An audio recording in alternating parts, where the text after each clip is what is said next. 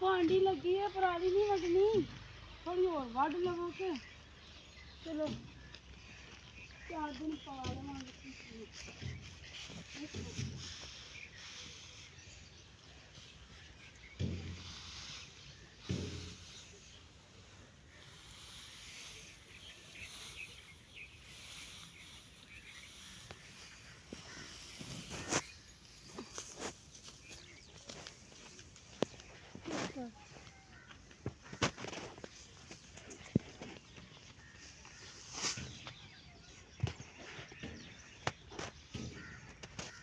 stop करी